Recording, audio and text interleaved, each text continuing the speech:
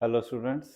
बेटा magnetic field की continuity में आज हम एक नया टॉपिक करेंगे कि motion of charge particle in magnetic field as well as in the combined effect of magnetic and electric field. So first of all we will start with the motion of charge particle in magnetic field. तो first case देखते हैं कि पहले case में क्या होगा कि when charge particle is moving in the direction of magnetic field, in the direction of magnetic field। तो बेटा जब कोई चार्ज पार्टिकल एंटर करेगा ऐसे रीजन में जहाँ पे मैग्नेटिक फील्ड लगा हुआ है तो उस रीजन में उस पर फोर्स लगेगी जिसे मैग्नेटिक फोर्स कहते हैं। वो किसके इक्वल होती है, पिछले लेक्चर में हमने किया था। सो हमने डिफरेंट केसेस लेने हैं कि जब मैग्नेटिक फील्ड अलग अलग तरीके से लगा हो तो उस केसेस में कितनी फोर्स लगती है चार्ज पार्टिकल पे और उसका मोशन किस तरह का होता है, वो कैसा पाथ कवर करता है, सारी बातें करेंगे। सो पहला केस लेते हैं कि जब चार्ज पार्टिकल उसी डायरेक्शन में मूव करता है जिस डायरेक्शन में मैग्नेटिक फील्ड लगा हो तो कितनी फोर्स लगेगी। हमें मालूम ही है कि जब कोई चार्ज पार्टिकल मूव करता है मैग्नेटिक फील्ड में उस पर कितनी फोर्स लगती है, ये फार्मूला होता है। Q charge on the charge particle, V उसकी वेलोसिटी है, बी क्या है मैग्नेटिक फील्ड जो उस रीजन में लगा हुआ है, और एफ क्या है फोर्स जो उस पर लग रही है। अब इस केस में क्या है कि चार्ज पार्टिकल और मैग्नेटिक फील्ड सेम डायरेक्शन में, तो इसलिए वेलोसिटी ऑफ चार्ज पार्टिकल और मैग्नेटिक फील्ड की डायरेक्शन में कितना एंगल होगा, 0 डिग्री का होगा। ठीक है ना, 0 डिग्री का होगा अगर सेम डायरेक्शन में होंगे। तो फिर इसको ओपन करो, क्रॉस प्रोडक्ट को क्या आ जाएगा, Q V B sine 0 degree आ जाएगा। थीटा आता है ना, और यहाँ पे वी और बी के बीच में कितना एंगल है, 0 है तो 0 लिखेंगे। साइन 0 कितना होता है, 0 होता है। तो इस केस में जब मैग्नेटिक फील्ड और चार्ज पार्टिकल एक दूसरे के पैरेलल होते हैं तो उस केस में कोई फोर्स एक्ट नहीं करती चार्ज पार्टिकल पे, वो अनडिफ्लेक्टेड मूव कर जाता है। ठीक है ना, उसमें कोई डिफ्लेक्शन नहीं होती, ना तो वो अपर डायरेक्शन में डिफ्लेक्ट होता है, ना डाउनवर्ड डायरेक्शन में, ना किसी डायरेक्शन में। जिस डायरेक्शन में वो मूव कर रहा होता है उसी डायरेक्शन में वो चला जाता है, उसमें कोई डिफ्लेक्शन नहीं होती। ना तो उसकी वेलोसिटी इंक्रीज होती है ना डिक्रीज होती है। जैसे वो चल रहा था उसके मोशन में कोई चेंज नहीं होती। ठीक है ना, वो जैसे चल रहा है वैसे चला जाता है, उस पर कोई फोर्स एक्ट नहीं करती इस केस में। तो अब हम सेकंड केस करेंगे। सेकंड केस क्या है कि when magnetic field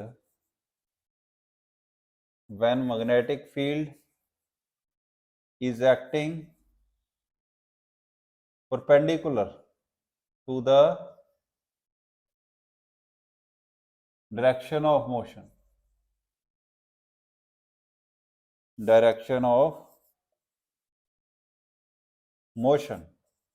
of charge particle. मान लो चार्ज पार्टिकल है कोई, वो इस तरह के रीजन में एंटर करता है जहाँ पे मैग्नेटिक फील्ड लगा है और वो मैग्नेटिक फील्ड के परपेंडिकुलर डायरेक्शन में एंटर करता है। तो उस केस में चार्ज पार्टिकल पे कितनी फोर्स लगेगी और उसका मोशन कैसा होगा वो बात करेंगे अब इस केस में। ठीक है ना, तो देखो मान लेते हैं कोई रीजन है, वहां पे मैग्नेटिक फील्ड लगा है। किस तरह से लगा है, देखो मैंने ये शो कर दिया। मैंने पिछले लेक्चर में आपको बताया था कि अगर मैग्नेटिक फील्ड को इस तरह की मैग्नेटिक लाइन ऑफ फोर्स से अगर हम रिप्रेजेंट करें तो मैग्नेटिक फील्ड की क्या स्थिति होती है, क्या होता है, उसकी डायरेक्शन क्या होती है, वो हम लेते हैं perpendicular to plane of paper in inward direction. तो इस केस में magnetic field perpendicular to plane of paper लगा है इन इनवर्ड डायरेक्शन। मान लेते हैं कोई चार्ज पार्टिकल इसमें एंटर करता है, ये चार्ज पार्टिकल है इसमें एंटर कर रहा है v वेक्टर वेलोसिटी। ठीक है ना, along the plane of paper. So इस केस में मैग्नेटिक फील्ड जो है इसके परपेंडिकुलर लगेगा। तो ये चार्ज पार्टिकल कैसे मूव करेगा, तो इस केस में क्या होगा, हमें जैसे मालूम ही है कि जब चार्ज पार्टिकल एंटर करता है मैग्नेटिक फील्ड में तो उस पर ये फोर्स लगती है, यानी कि फोर्स की डायरेक्शन क्या होती है, perpendicular to direction of velocity as well as perpendicular to direction of magnetic field. तो इस केस में भी फोर्स इस तरह से लगेगी कि चार्ज पार्टिकल की वेलोसिटी और मैग्नेटिक फील्ड की डायरेक्शन के परपेंडिकुलर लगेगी। तो चार्ज पार्टिकल जो है, देखो मान लो कि चार्ज पार्टिकल ऐसे मूव कर रहा है, करेगा इसमें, वेलोसिटी वेक्टर इस डायरेक्शन में, मैग्नेटिक फील्ड परपेंडिकुलर है यहाँ पे, और फोर्स किस डायरेक्शन में लगेगी, फिर इस डायरेक्शन में लगेगी, इस तरह से, ठीक है ना। तो मैग्नेटिक फोर्स इस डायरेक्शन में लगेगी, तभी वो दोनों के परपेंडिकुलर होगी। तो इस केस में क्या होगा कि मैग्नेटिक फोर्स जो है वो along the centre and toward the centre और लॉन्ग द रेडियस एक्ट करेगी, यानी कि पार्टिकल को वो सर्कल में मूव कराएगी, ठीक है ना। जो फोर्स एक्ट करेगी पार्टिकल पे, इस केस में मैग्नेटिक फोर्स एक्ट करेगी, वो पार्टिकल को कैसे मूव कराएगी, एक सर्कल में मूव कराएगी, क्योंकि जब पार्टिकल सर्कल में मूव करेगा तभी फोर्स की जो डायरेक्शन है वो परपेंडिकुलर आएगी to the direction of velocity vector as well as to the direction of magnetic field vector. तो जो मैग्नेटिक फोर्स है ये along the radius toward the centre act करेगी, यानी कि ये नेसेसरी सेंट्रीपिटल फोर्स प्रोवाइड करेगी इस केस में पार्टिकल को सर्कुलर पाथ के अलोंग मूव करने के लिए। जैसे आपको मालूम ही है कि कोई भी पार्टिकल सर्कल में तभी मूव करता है जब नेसेसरी सेंट्रीपिटल फोर्स उस पर लग रही है। तो इस केस में सेंट्रीपिटल फोर्स कौन प्रोवाइड करता है, मैग्नेटिक फोर्स, जो magnetic field moving charge particle पे लगाता है। तो इस केस में पार्टिकल फिर क्या करेगा, सर्कल के अलोंग मूव करना शुरू करेगा, यानी कि उसका जो वेलोसिटी का मैग्नीट्यूड है वो तो सेम रहेगा, मगर उसकी डायरेक्शन जो है वो लगातार चेंज होगी, यानी कि वेलोसिटी वेक्टर चेंज होगा लगातार, ठीक है ना। वेलोसिटी का मैग्नीट्यूड तो सेम रहेगा मगर उसकी डायरेक्शन चेंज होगी, जिसके कारण हम कहेंगे कि पार्टिकल की जो वेलोसिटी वेक्टर है वो चेंज हो रहा है, और पार्टिकल क्या है, एक्सेलरेटेड मोशन है पार्टिकल का, क्योंकि उस पर फोर्स लगती है सेंट्रीपिटल फोर्स, जो कौन प्रोवाइड करता है, मैग्नेटिक फोर्स प्रोवाइड करती है। सो इस तरह से बेटा जब मैग्नेटिक फील्ड वेलोसिटी वेक्टर के परपेंडिकुलर होगा, यानी कि जब चार्ज पार्टिकल ऐसे रीजन में एंटर करेगा जहां पे मैग्नेटिक फील्ड परपेंडिकुलर डायरेक्शन में एक्ट कर रहा है उसके वेलोसिटी वेक्टर के, तो चार्ज पार्टिकल हमेशा सर्कुलर पाथ फॉलो करेगा, ठीक है ना। उसकी सिर्फ डायरेक्शन ऑफ मोशन चेंज होगा, उसकी वेलोसिटी में कोई फर्क नहीं पड़ेगा, ठीक है ना। उसकी वेलोसिटी पे मैग्नीट्यूड को कोई फर्क नहीं पड़ेगा, सिर्फ उसकी क्या चेंज होगी, डायरेक्शन ऑफ मोशन चेंज होगी, ठीक है। तो अब ये सेकंड केस भी हमने कर लिया कि जब चार्ज पार्टिकल इस तरह से एंटर करता है कि मैग्नेटिक फील्ड उसके क्या हो जाता है, वेलोसिटी वेक्टर के परपेंडिकुलर हो जाता है, तो उसका कैसा पाथ होता है और वो कैसा मोशन करता है, ठीक है, एक्सेलरेटेड मोशन होता है और वो सर्कुलर पाथ फॉलो करता है। अब हम तीसरा केस लेते हैं। थर्ड केस क्या लेंगे कि जब चार्ज पार्टिकल किसी एंगल पे एंटर करता है to the direction of magnetic field, तो उस पर फोर्स कैसे लगेगी और उसका पाथ कैसे होगा। तो थर्ड केस हमारा आ जाता है कि व्हेन चार्ज पार्टिकल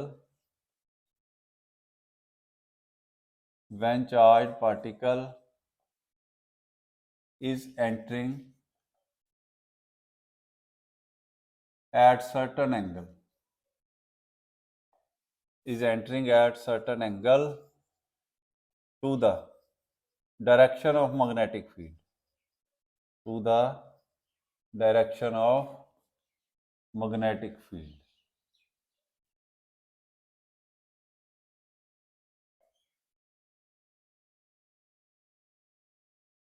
ये है। तो बेटा जब चार्ज पार्टिकल ऐसे रीजन में एंटर करे जहाँ पे मैग्नेटिक फील्ड के इसका वेलोसिटी वेक्टर क्या हो, परपेंडिकुलर डायरेक्शन में हो, नहीं मतलब एट सर्टन एंगल पे हो, तो फिर उस केस में इसका पाथ कैसे होगा और फोर्स कितनी एक्ट करेगी, अब हम वो बात करेंगे। तो मान लेते हैं कि ये फ्रेम ऑफ रेफरेंस है, ये एक्स एक्सिस है, ये वाई एक्सिस है, ये क्या है, जेड एक्सिस। मान लेते हैं मैग्नेटिक फील्ड जो है इस डायरेक्शन में एक्ट कर रहा है और चार्ज पार्टिकल ऐसे एंटर करता है, ठीक है ना। इसका वेलोसिटी वेक्टर जो है चार्ज पार्टिकल का, ये देखो चार्ज पार्टिकल है कोई इस तरह से एंटर किया, उसका वेलोसिटी वेक्टर जो है मैग्नेटिक फील्ड के साथ कितना एंगल बना रहा है, थीटा एंगल बना रहा है। अब इसके वेलोसिटी वेक्टर को रिजॉल्व करो, एक कंपोनेंट आएगा मैग्नेटिक फील्ड के लॉन्ग, कौन सा कंपोनेंट होगा, वी साइन थीटा। एक कंपोनेंट आएगा परपेंडिकुलर टू, सॉरी इस तरफ को वी कॉस थीटा आएगा, इस तरफ को क्या आएगा, वी साइन थीटा। तो एक कंपोनेंट वेलोसिटी का आएगा along the direction of magnetic field और एक कंपोनेंट आएगा perpendicular to direction of magnetic field. तो इस तरह से बेटा कि एक कंपोनेंट वेलोसिटी के एक कंपोनेंट पे तो मैग्नेटिक फील्ड परपेंडिकुलर डायरेक्शन में है और एक कंपोनेंट जो है वो मैग्नेटिक फील्ड के अलोंग है, यानी कि in the direction of magnetic field है।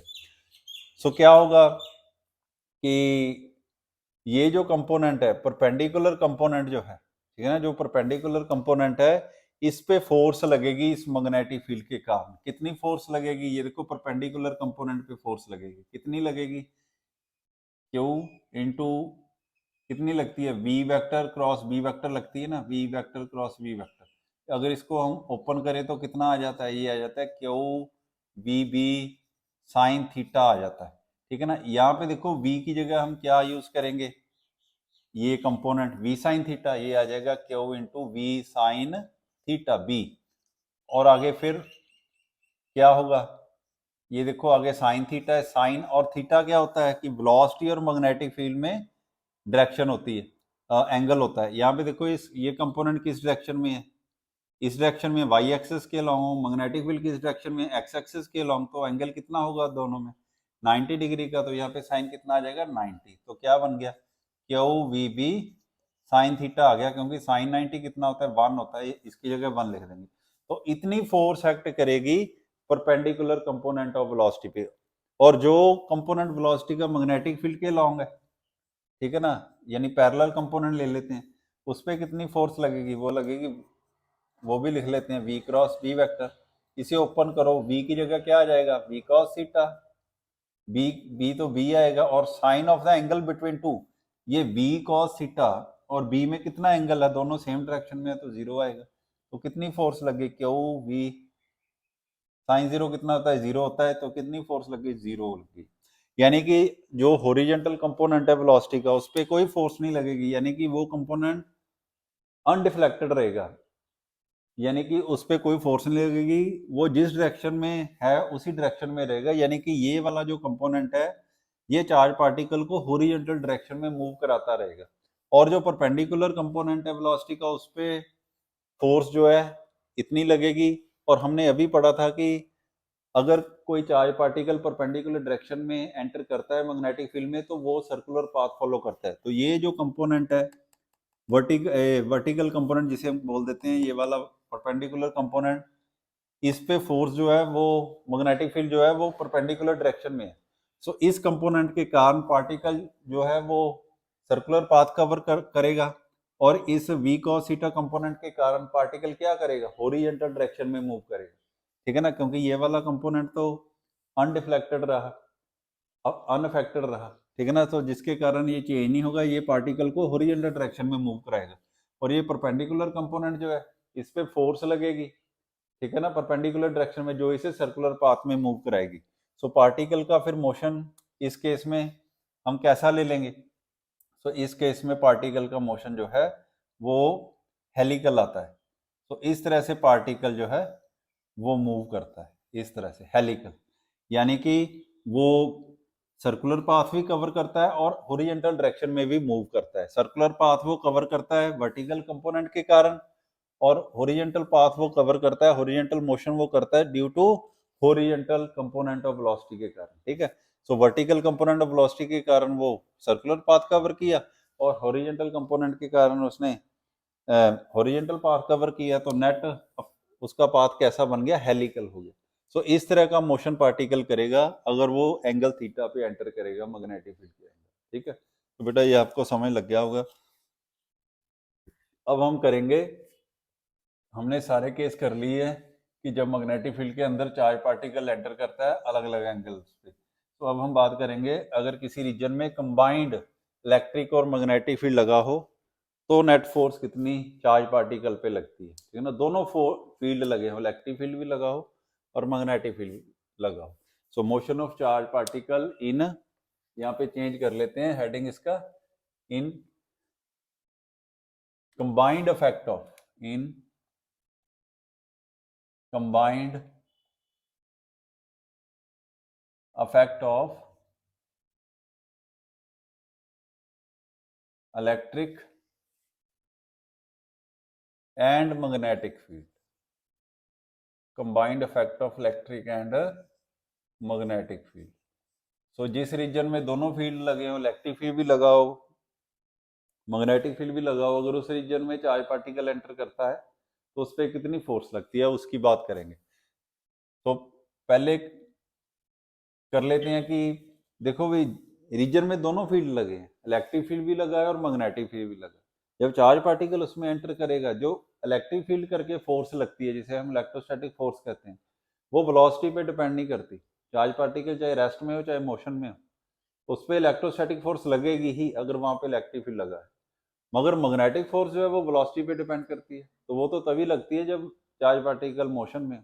तो इस केस में तो चार्ज पार्टिकल मोशन में है ही, तो इलेक्ट्रिक फील्ड करके भी फोर्स लगेगी और मैग्नेटिक फील्ड करके भी लगेगी। पहले इलेक्ट्रिक फील्ड करके फाइंड आउट कर लेते हैं, फिर मैग्नेटिक फील्ड करके फाइंड आउट कर लेते हैं, फिर दोनों को ऐड कर देंगे और नेट फोर्स आ जाएगी। तो मान लेते हैं किसी रीजन में दोनों फील्ड लगे हैं, इलेक्ट्रिक फील्ड भी लगा है। इलेक्ट्रिक फील्ड कितना लगा है? इलेक्ट्रिक फील्ड लगा है ई वेक्टर लगा है। तो फोर्स कितनी लगेगी? तो इलेक्ट्रोस्टैटिक फोर्स कितनी लगेगी चार्ज पार्टिकल पे जब वो एंटर करेगा इस रीजन में? वो लगेगी क्यू इंटू ई वेक्टर, ठीक है ना। तो मान लेते हैं इसी रीजन में मैग्नेटिक फील्ड भी लगा है। मैग्नेटिक फील्ड कितना लगा है? बी वेक्टर लगा है, ठीक है ना। तो मान लेते हैं कि चार्ज पार्टिकल जो है वो बी वेक्टर वेलोसिटी से एंटर करता है इस मैग्नेटिक फील्ड में। तो उस पर कितनी फोर्स लगेगी मैग्नेटिक फील्ड करके? वो लगती है Q into V vector cross B vector. ये मैग्नेटिक फील्ड करके लग गई। सो नेट फोर्स कितनी लगी? वो लगी force due to electric field plus force due to magnetic field. So electric field करके कितनी फोर्स लगी? Q E vector. Magnetic field करके कितनी फोर्स लगी? Q into V vector cross B vector. तो ये नेट फोर्स लग गई। इसे हम क्या बोलते हैं? इसे हम बोल देते हैं Lorentz force. Lorentz force. So अगर किसी रीजन में दोनों फील्ड लगे हों, इलेक्ट्रिक फील्ड भी लगा हो मैग्नेटिक फील्ड भी लगा हो, तो नेट फोर्स से चार्ज पार्टिकल पे, मूविंग चार्ज पार्टिकल पे कितनी लगती है? ये उसका रिलेशन आ गया कि force due to electric field plus force due to magnetic field, और इस कंबाइंड फोर्स को हम क्या बोल देते हैं? लॉरेंज फोर्स बोल देते हैं। अब इसके कुछ स्पेशल केस कर लेते हैं। तो मान लो कोई रीजन है जिसमें दोनों फील्ड लग रहे हैं, इलेक्ट्रिक फील्ड भी लग रहा है और मैग्नेटिक फील्ड भी लग रहा है। तो ये मैंने फ्रेम ऑफ रेफरेंस कंसीडर कर लिया। तो ये मान लेते हैं एक्स एक्सिस है, ये वाई एक्सिस है, ये जेड एक्सिस है। चार्ज पार्टिकल मान लेते हैं एक्स एक्सिस के अलॉन्ग मूव कर रहा है, इलेक्ट्रिक फील्ड जो है वो वाई एक्सिस के अलॉन्ग लग रहा है, और मैग्नेटिक फील्ड जो है वो जेड एक्सिस के अलॉन्ग लग रहा है। तो इस केस में चार्ज पार्टिकल पे कितनी फोर्स लगेगी, तो वो बात करते हैं, ठीक है ना। तो पहला केस है, ये स्पेशल केस है। तो यहाँ पे देखो इलेक्ट्रिक फील्ड किसके इक्वल आएगा? क्योंकि ये वाई एक्सिस के अलॉन्ग है, इसे लिखेंगे जे कैप ई, ठीक है ना। क्योंकि कोई भी वेक्टर किसके इक्वल होता है? Its magnitude into unit vector, क्योंकि यूनिट वेक्टर जो है वो डायरेक्शन बताता है और ये तो मैग्नीट्यूड बता ही रहा है। तो मैग्नीट्यूड और डायरेक्शन दोनों मिलके क्या बना देते हैं? वेक्टर बना देते हैं। तो इसी तरह से वेलोसिटी वेक्टर को अगर हम लिखेंगे तो किसके इक्वल आएगा? ये आई कैप बी के आएगा, क्योंकि ये एक्स एक्सिस के अलॉन्ग है। और बी वेक्टर किसके इक्वल आएगा? क्योंकि ये जेड एक्सिस के अलॉन्ग है, तो ये लिखेंगे के कैप बी लिख देंगे। अब इलेक्ट्रिक फील्ड भी लग रहा है इस रीजन में, मैग्नेटिक फील्ड भी है, तो इलेक्ट्रिक फील्ड करके कितनी फोर्स लगेगी? वो आ जाएगी क्यू इंटू ई वेक्टर। तो ई वेक्टर किसके इक्वल है? जे कैप ई के इक्वल है, तो ये आ गया जे कैप क्यू ई आ गया, ठीक है ना। अब ऐसे ही मैग्नेटिक फील्ड करके फोर्स देखेंगे कितनी लगेगी? वो लगेगी Q Q into V vector cross B vector. अब क्यू इंटू वी वेक्टर कितना है? वी वेक्टर है हमारा के वी वेक्टर कितना है? आई कैप वी है, क्रॉस बी वेक्टर कितना है? के कैप बी आ गया। अब मैग्नीट्यूड जो है वो तो सिंपली मल्टीप्लाई हो जाते हैं, वो तो बाहर आ जाएंगे। क्रॉस प्रोडक्ट किसकी होती है? डायरेक्शंस में होती है, ठीक है ना, वेक्टर्स में होती है। और आई क्रॉस के किसके इक्वल आएगा? जैसे हमें मालूम ही, हम ऐसे देख लेते हैं, ठीक है ना। ये और ये आई कैप है, ये जे कैप है, ये के कैप। तो ये देखो आई क्रॉस के है, आई क्रॉस के, ये मैं देखो जो मैंने रोटेशन ली है उसके अपोजिट मूव कर रहा हूँ आई क्रॉस के, तो नेक्स्ट क्या आता है, जे आता है। तो यहाँ पे मैं जे कैप लिखूंगा विद माइनस साइन। अगर अकॉर्डिंग टू हम ये रोटेशन जो मैंने मार्क की है इसके अकॉर्डिंग अगर हम रोटेट करते हैं, क्रॉस प्रोडक्ट करते हैं, के क्रॉस आई करते हैं अगर हम, तो प्लस जे आना था, मगर हम इस डायरेक्शन के अपोजिट कर रहे हैं, आई क्रॉस के कर रहे हैं, तो फिर माइनस का लेंगे। तो माइनस का मैंने ले लिया, तो कितना आ जाएगा, minus J cap into Q V B, इसके इक्वल आ जाएगा। ठीक है ना। अब नेट फोर्स कितनी लगेगी, कितनी लगेगी इलेक्ट्रिक और मैग्नेटिक फील्ड के कारण, ये दोनों को ऐड कर देंगे, F E plus F M हो जाएगा।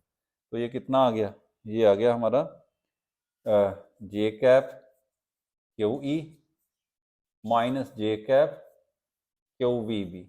तो यहाँ पे जे कैप कॉमन है, मैंने बाहर निकाल लिया, ये आ गया Q E minus Q V B. So इतनी नेट फोर्स जो है वो चार्ज पार्टिकल पे लगेगी अगर वो इस तरह से मूव करेगा, यानी perpendicular to both electric field and magnetic field. तो इस इतनी जो फोर्स है वो लगेगी।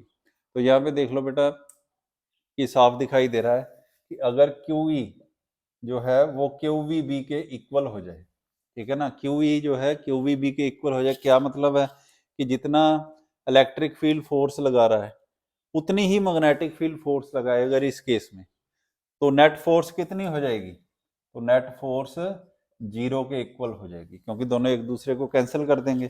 तो इस केस में जो चार्ज पार्टिकल है वो अनडिफ्लेक्टेडली मूव करेगा, जिस डायरेक्शन में है वो उसी डायरेक्शन में मूव करेगा, उस पर कोई फोर्स नहीं लगेगी। ये वाला जो कंसेप्ट है हम वेलोसिटी सिलेक्टर जो हमारा डिवाइस है उसमें यूज करते हैं, ये वाला कंसेप्ट। वेलोसिटी सिलेक्टर क्या होता है कि हमारे पास बहुत सारे चार्ज पार्टिकल है, उनमें से पर्टिकुलर वेलोसिटी के चार्ज पार्टिकल सेलेक्ट करने के लिए हम एक अरेंजमेंट करते हैं।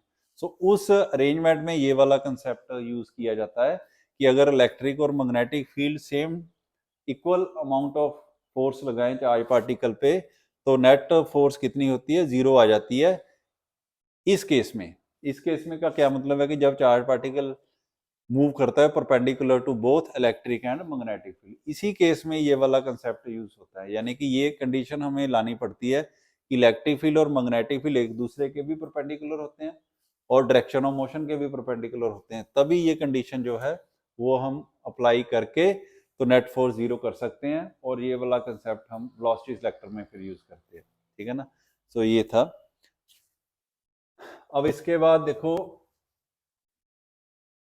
सेकंड इसका स्पेशल केस करते हैं। सेकंड क्या है कि अगर तीनों कौन से, वेलोसिटी वेक्टर, चार्ज पर इलेक्ट्रिक फील्ड और मैग्नेटिक फील्ड तीनों ही कोलिनियर हो किसी रीजन में, तो कितनी फोर्स लगेगी, when V vector, E vector and B vector are collinear.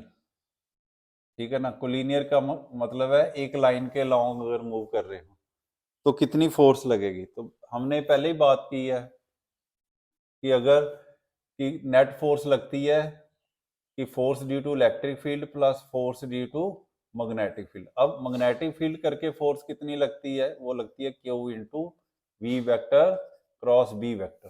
तो अगर मैग्नेटिक फील्ड और वी वेक्टर कोलिनियर है तो उनमें एंगल कितना होगा, या तो 0 डिग्री होगा या फिर 180 डिग्री होगा, या तो 0 होगा और या कितना होगा 180 डिग्री होगा। तो दोनों केसेस में क्या आएगा, ये 0 आएगा। ठीक है ना। दोनों केसेस में क्या आएगा, 0 आएगा। तो चार्ज पार्टिकल पे कोई फोर्स नहीं लगेगी मैग्नेटिक फील्ड करके इस केस में, मगर इलेक्ट्रिक फील्ड करके फोर्स लगेगी।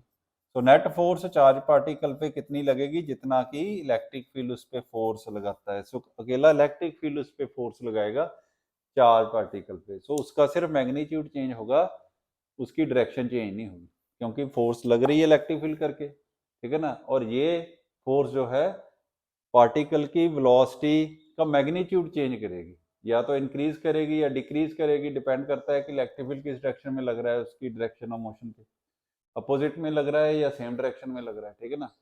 कोलिनियर है। तो इस केस में क्या होगा कि अकेली इलेक्ट्रिक फोर्स एक्ट करेगी और वो सिर्फ क्या करेगी, वेलोसिटी का मैग्नीट्यूड चेंज करेगी, उसका डायरेक्शन चेंज नहीं करेगी। सो इस केस में इलेक्ट्रिक फील्ड देखो, जैसे चार्ज पार्टिकल मान लो इस डायरेक्शन में मूव कर रहा है, ठीक है ना। सो इलेक्ट्रिक फील्ड इस डायरेक्शन में भी लग सकता है और अपोजिट डायरेक्शन में भी लग सकता है, दोनों केसेस में ये कोलिनियर होता है ना। तो अगर तो सेम डायरेक्शन में लग गया तब तो ये इंक्रीज करेगा उसकी वेलोसिटी को, मगर अगर ये अपोजिट डायरेक्शन में लगा तो डिक्रीज करेगा, यानी कि वेलोसिटी की डायरेक्शन नहीं चेंज करेगा, सिर्फ उसका मैग्नीट्यूड ही चेंज करेगा। तो ये बेटा मेन केसेस थे कि जब चार्ज पार्टिकल एंटर करता है ऐसे रीजन में जहाँ पे इलेक्ट्रिक फील्ड लगाओ, मैग्नेटिक फील्ड लगाओ या अकेला मैग्नेटिक फील्ड लगाओ, तो वो कैसा पाथ फॉलो करता है। तो हमारा आज का कंसेप्ट जो पूरा हुआ। मुझे उम्मीद है कि आपको समझ आया होगा। Thank you.